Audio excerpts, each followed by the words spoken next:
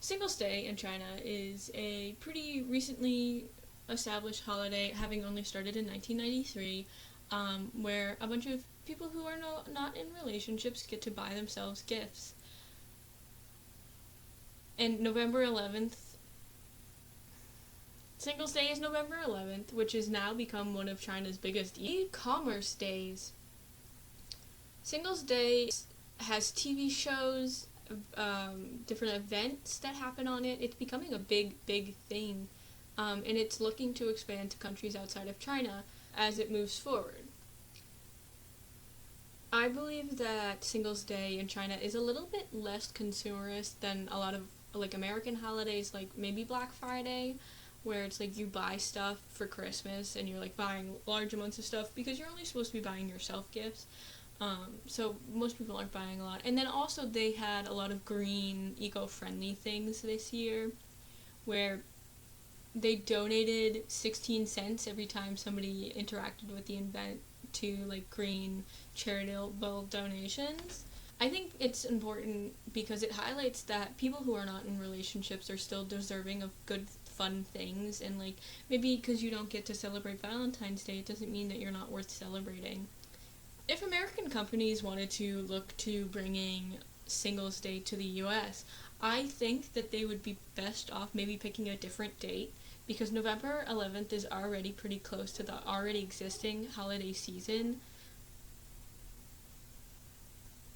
So most consumers in America are already prepping to do things like Thanksgiving and then Christmas, where it's like you're already spending a lot of money.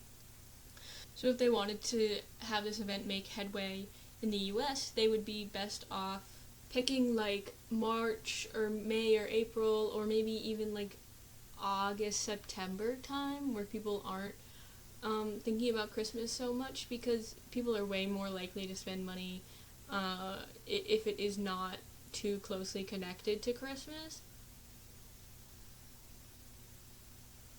Because I think consumers already feel very strained with Christmas, New Year's, Valentine's Day all being pretty close together, where you have to spend a lot of money on it. Granted, in theory, people who are spending money on Valentine's Day wouldn't be spending stuff on Singles Day, but I bet that a lot of people in China are just buying gifts even if they aren't single, because I don't think that most holidays like that follow the rules. Like sometimes for Valentine's Day you get your friends gifts because you just love them, and like that's all it is really about.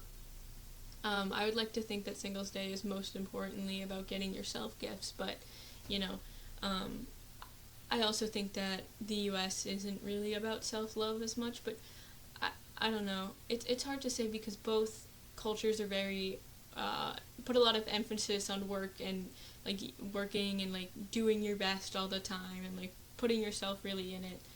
I think there are a lot of similarities between Chinese culture and US culture, and I definitely think that it could take root in the US. I do think that the first step that companies need to take if they want to implement Singles Day in the US is to make is to start to pick a date and then start having pretty good sales on those days, and then people will start to pick it up, because that's honestly just what people are looking for a lot of the time. They just want sales and to make and to feel like they're getting a good deal for things that they're buying, especially for themselves, because like expensive stuff, you don't want to spend like a whole lot of money on yourself.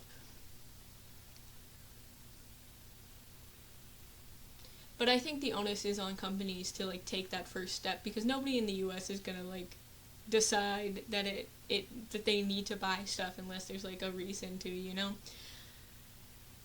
So I think starting like a campaign around that would be a good idea. But I do strongly enforce the fact that it should not be in November. Like in China, China's not celebrating Americans' Thanksgiving, so they don't have to worry about that. And then they have the rest of November to prepare for Christmas.